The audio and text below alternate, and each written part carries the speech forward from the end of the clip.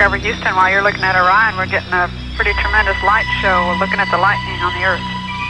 On September 15, 1991, American astronauts were transmitting images of Earth from the Space Shuttle Discovery when a camera captured a strange light in our atmosphere.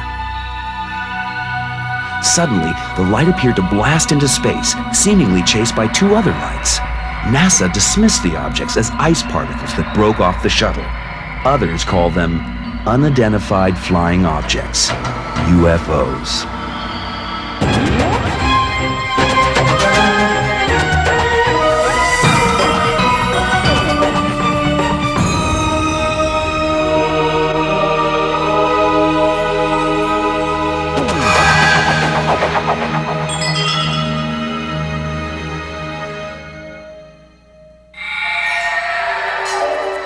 UFOs are as old as ancient Egypt.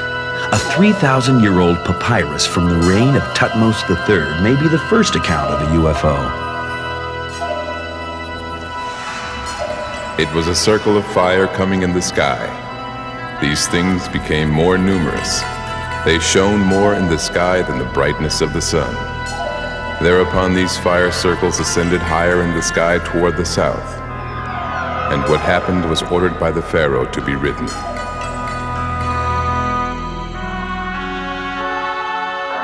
A similar circle of fire appears in the Bible in Ezekiel 1:3. A prophet from the 6th century BC, Ezekiel described, "A great cloud with brightness round about it, and fire flashing forth continually, and in the midst of the fire gleaming bronze. And from the midst of it came the likeness of 4 living creatures.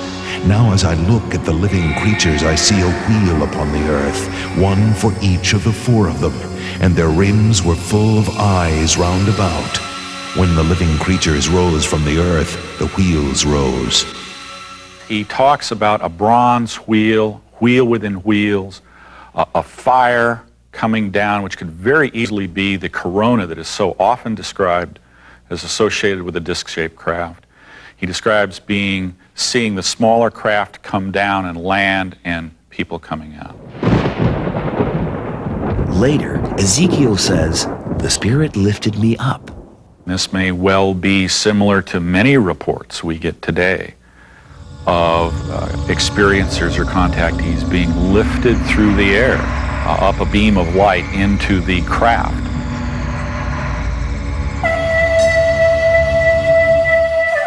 Nearly 2,000 years after Ezekiel, on the other side of the world, another strange sight appeared in the sky.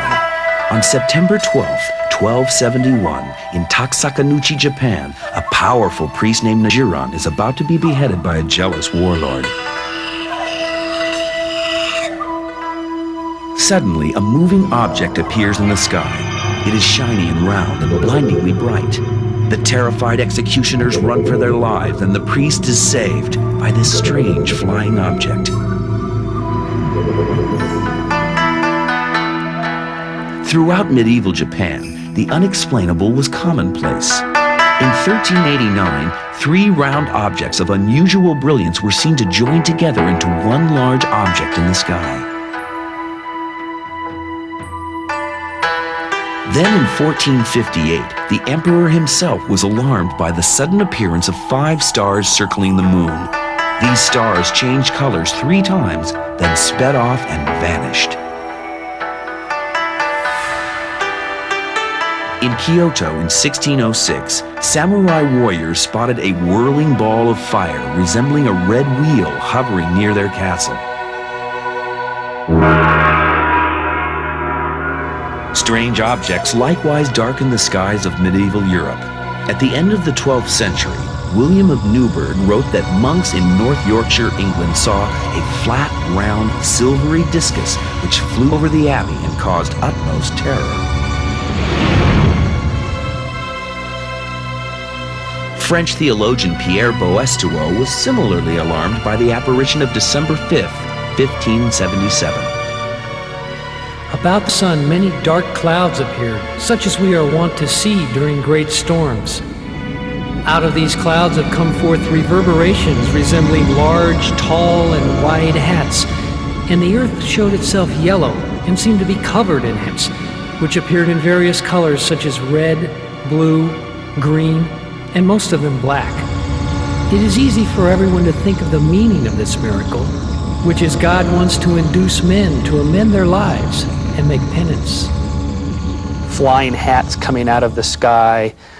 I mean, it sounds bizarre, and ufologists read this and say, these are, round spacecraft landing, More likely is these are tornadoes or cylindrical clouds. I mean, you can go out on any given day and look at clouds and say, oh, there's a dragon, and there's this, there's that, there's a hat.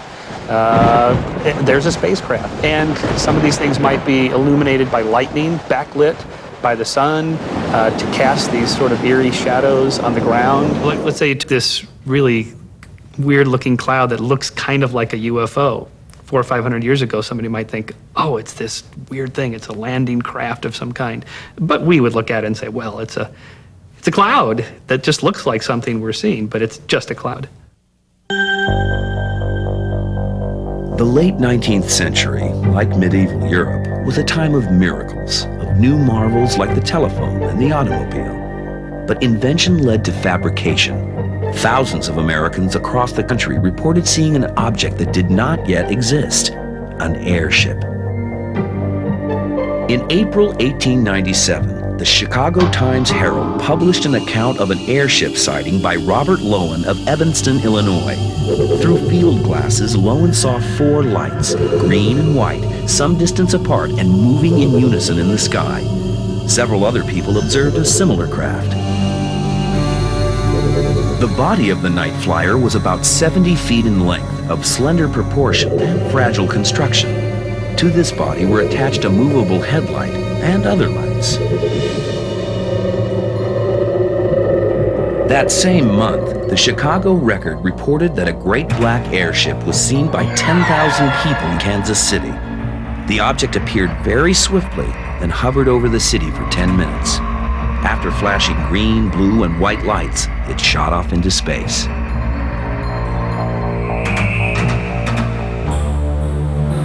Throughout April, the sightings continued in California, Washington, and Canada.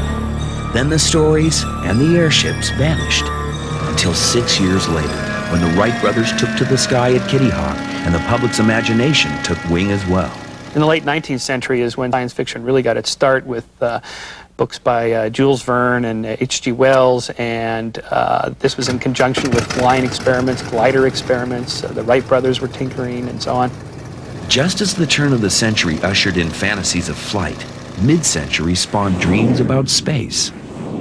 Consider the 1950s. We have this, a boom in science fiction. The space age is just beginning. It's Cold War anxieties. The Russians are doing this. The Russians are doing that. All this secret stuff.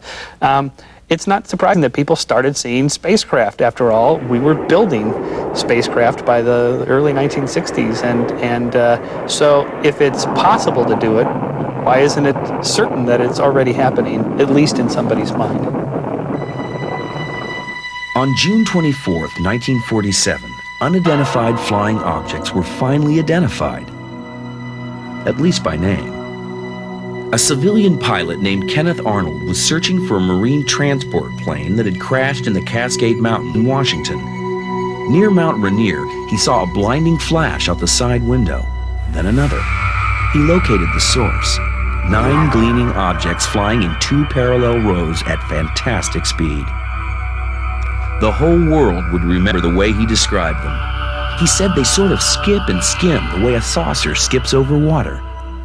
Arnold's story of flying saucers alarmed the U.S. Air Force. They believed that during World War II, the Nazis had been testing a new form of aircraft, a turbine-driven saucer device.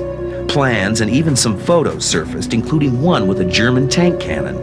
The saucer itself was never found, and the photo was later judged to be a hoax. But the Air Force worried that if a Nazi saucer did exist, it might have fallen into Russian hands. To investigate the rash of strange sightings, they hired Dr. J. Allen Hynek, a professor of astronomy at Northwestern University in Illinois. At first a skeptic, Hynek discovered that nearly 20% of UFOs could not be explained. Hynek labeled these sightings close encounters and classified them into 3 types: In the first, a UFO is spotted. In the second, evidence like landing marks is left behind. In a close encounter of the third kind, alien creatures are actually seen. For 20 years, Hynek tracked UFOs. The scientific community saw him as an obsessed eccentric. He kept up the search in retirement until his death in 1986, yet found no evidence of alien visitors. But some ufologists believe the Air Force withheld the proof. The Air Force itself had a first-hand encounter with UFO on October 1st, 1948. Flying over North Dakota, Second Lieutenant George Gorman spotted a lighted object. It was about 6 to 8 inches in diameter and round, without fuzz at the edges. It was blinking on and off. As I approached, the light became steady and pulled into a sharp left bank. I dived after it, but I couldn't catch up with the thing. The shaken pilot told investigators that the object moved as if guided by reason. Air traffic controllers in Fargo confirmed the object's high rate of speed. In the early 60s, official reports of flying saucers plummeted. UFOs would have vanished off our collective radar were it not for pop culture, which picked up the flag and ran. Amusement parks featured space themes, and B-movies kept UFOs flying high. Then, in the middle of a decade of protest, a small band of Americans began to speak out about an incident they claimed was covered up 20 years before.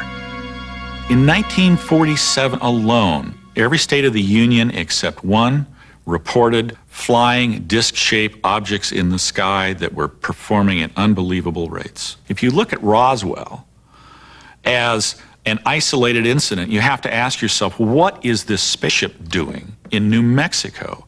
On the face of it as one fact, it makes no sense whatsoever. But you put it in context of the summer of 1947 and you say, oh, I understand, they were all over the place. And they found themselves focusing on New Mexico. And yes, one came down. In 1947, newspapers had astounded readers with reports of a flying saucer that crashed on a farm near the town of Roswell, New Mexico. But the Air Force quickly refuted the story, stating that the flying saucer was merely a weather balloon. I am here to discuss the so-called flying saucers. The Air Force interest in this problem has been due to our feeling of an obligation to identify and analyze to the best of our ability anything in the air that may have the possibility of threat or menace to the United States. In the 1960s, a number of people who were first-hand witnesses to not the crash, but to the subsequent follow-up of the military's involvement and their attempt to stop any information coming out of that area started coming forward. Credible witnesses who actually handled material, saw material, or were part of the actual examination and subsequent, perhaps, disposal of the bodies that were recovered. The legend of the Roswell saucer and the alien bodies has grown over the years, until now it has become an icon for the supposed government cover-up of the existence of UFOs. Russ Estes is a documentary producer who has studied the Roswell crash. The incident at Roswell, New Mexico is probably our best possible scenario for alien contact because of the number of witnesses involved, the reports of debris, the type of debris, the amount of cover-up that has most obviously taken place over the years. It keeps drawing us back to Roswell 50 years later saying, you know, this is the one that requires the hardest look. A native of Roswell, Frankie Rowe remembers her father's account of the crash. He was so excited he couldn't hardly talk. He told us that they had gotten a call that morning. They thought they were going to go out to a plane crash. And when they got out there, what it actually was the crash of a flying saucer. And he said that when they arrived, there was one little person that was still walking around outside of the craft, and two that they knew were dead because they had already been covered over and wrapped up in what he called body bags. They all knew the sadness. They could feel the sadness that this little person had over losing the companions. And the person told them that they couldn't help in any way. So they had only been there just a few minutes when the military arrived. And after the military got there, they chased them away. The problem now is that it's half a century old. And we're left with this question as well, how good the memory is, how much is being distorted, how much are we leading the memory, and there's no way to really tell at this point what's totally objective, what's subjective, except the few people who were directly threatened by the military and told that if they divulged what they had heard or what they had seen, their bodies would be found, or their bleached bones would be found decades later under the sands in New Mexico. Something happened at Roswell. Best guess that we have found was contact by an alien craft.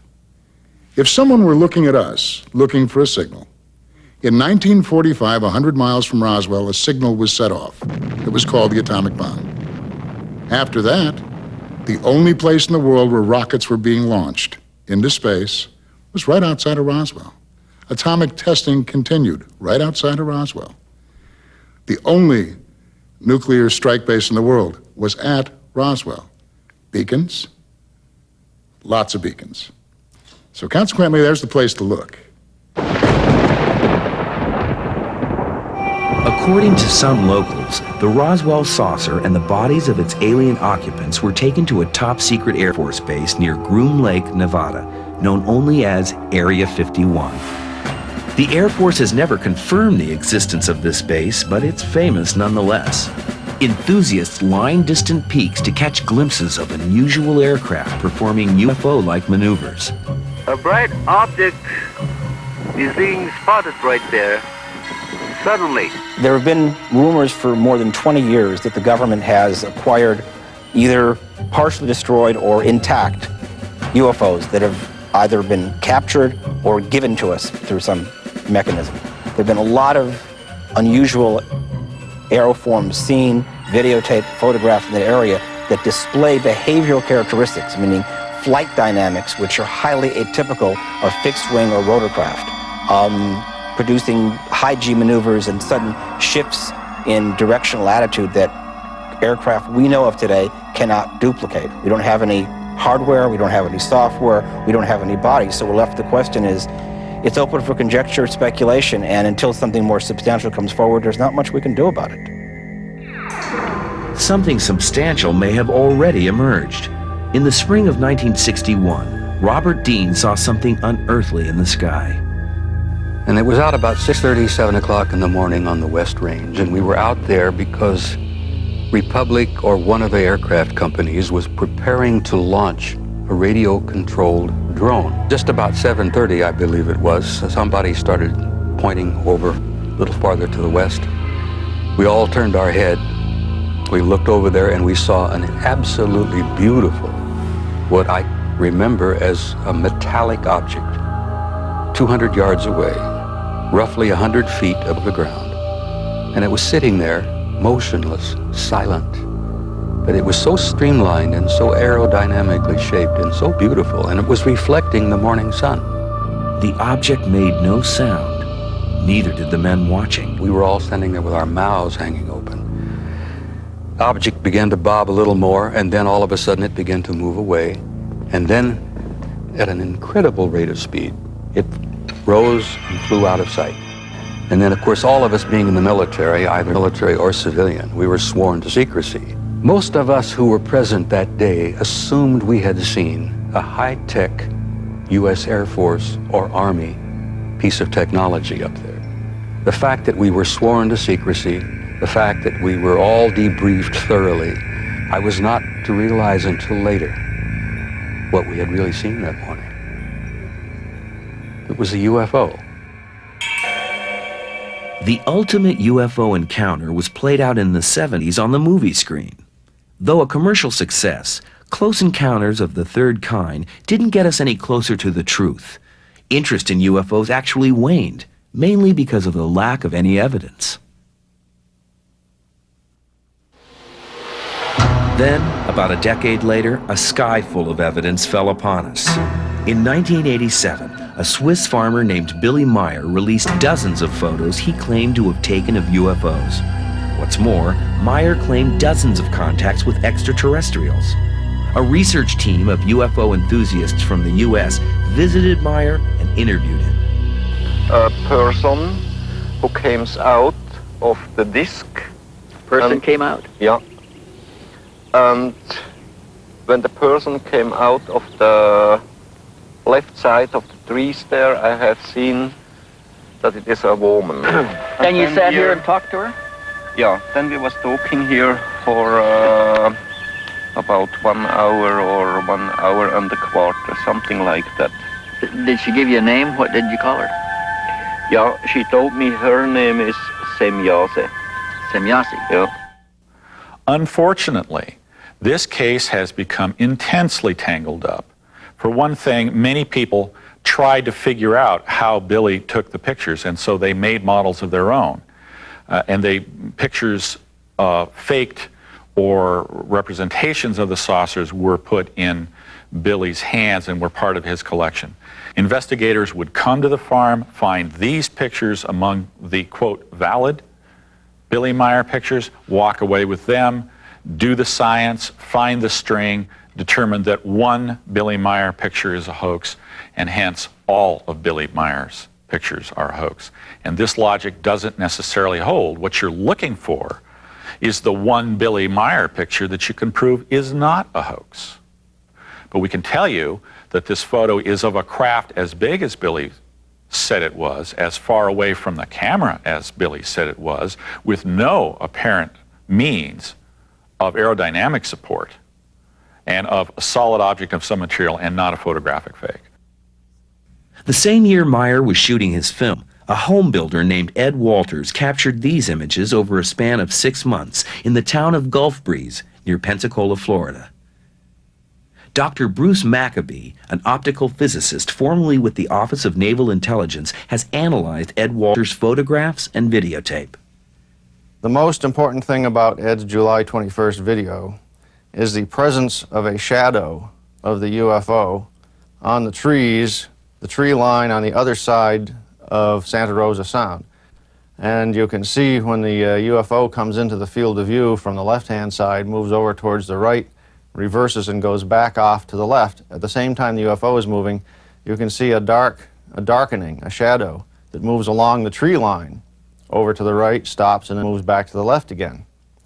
And that is something that I don't think anyone has ever captured on video before. It's his analysis, and it's been heavily criticized by others in the field because some of it doesn't add up, some of it does add up. They think it was models, and unfortunately models were found in Ed Walters' old house that generically conformed to the shape of some of the vehicles that were photographed. So here we go again with another case that could be, couldn't be, maybe. It seems like there's always some disinformation or misinformation involved, and the further one looks into the case, the more problematic it becomes, and like everything else in ufology, it ends with a big question mark. It's this big question mark that keeps people searching. Is there any proof at all? Sifting through the legends, listening to the fables, the answer seems as obscure as the source of the Pharaoh's circle of fire. One thing is clear. Over the centuries, thousands of people from every corner of the globe have reported seeing things in the sky we can't explain away. Whether they're real or not, UFOs have become a part of our culture. Surveys indicate a majority of people are inclined to believe in them, even without scientific evidence.